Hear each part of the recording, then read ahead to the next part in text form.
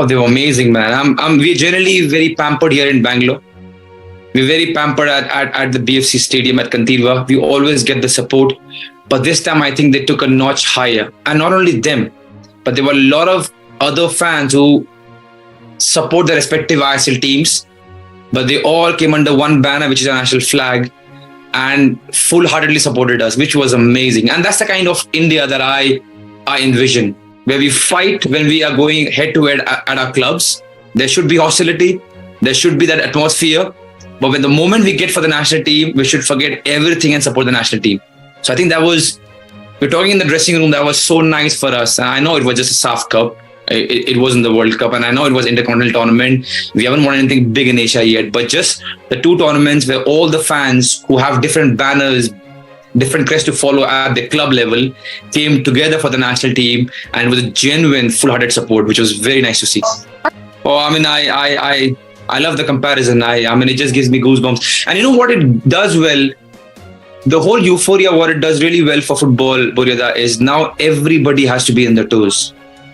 Right from the government to the federation, to the ISL, the I-League, the players, the fans, you guys, the media, everyone knows the eyeballs are there now. So you got to bring your A game. And that's the best thing about this nice, unseen pressure.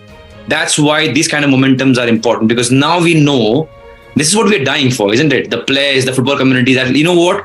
Let's get the interest. So now when the interest starts coming, now you've got to be on your toes. Every one of us, every vertical, every stakeholder of football in India has to do really well and not slip up and give their best so that football improves. And this is how football improves. On the pitch thing, I'm just talking about the whole momentum and the euphoria. I think this is the best that I've seen in 20 years, where every nook and corner, people are talking about football. They want to know what's happening. Of course, social media helps. Of course, all this cords getting connected via social media helps. But now everyone wants to know exactly what's happening. Even the ones who are naive, who have just entered the football world, they also want to know, which is a great thing. So the team that goes will give everything that we have got. So the one good thing that has happened to the national team now, and a lot of players from the senior national team are also in our 23 team, we want to take every game and play as if this is the last game. And I'm not trying to give you a movie dialogue stuff, but this is what we talked in the dressing room. Whenever we come to play for the country, we got to give everything we have got, which starts right from the mentality when you join the camp. This is what's happening. Ita korte hobe, ye karna hi karna hai, to giving whatever you have on the pitch. Because where we want to reach, Buryada, it's far away. So no matter how much we achieve, the small graphs are going to keep coming. We're going to win some, we're going to lose some. But the effort and the fact that you want to leave everything on the pitch for the country should always be there, whether it's under 19, under 17, under 23 or whatever. That's the kind of culture we want to leave in the dressing room.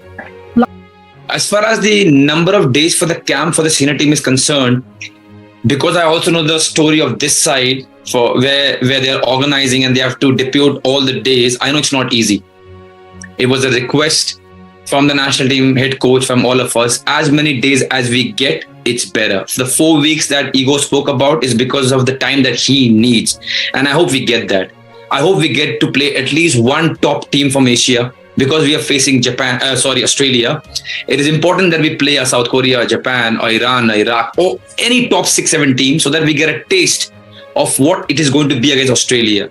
Because what happens is, if you go from an ISL level, which is not there as an Australian team, national team level. And let's be honest to ourselves. But if you go from an ISL level and not play a big match before the Australian match, we will be not 100% ready. We will not even know the pace. And that is why he talked about 4 weeks. That's why he talked about at least 2 to 3 friendly games, out of which one has to be against a top team, so that we know, you know what, this is the pace.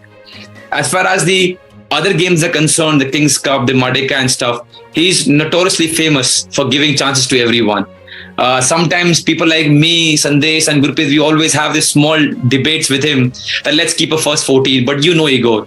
Last 4 years, you know him. He doesn't mind. If he sees something good in training, he will give the boy a chance. He doesn't care whether the kid is 17 or the man is 38. So I think in that department, we have to wait and watch what team he selects. But yes, now the camaraderie at the camp is as such that no matter who is chosen, we will give whatever we have for the nation.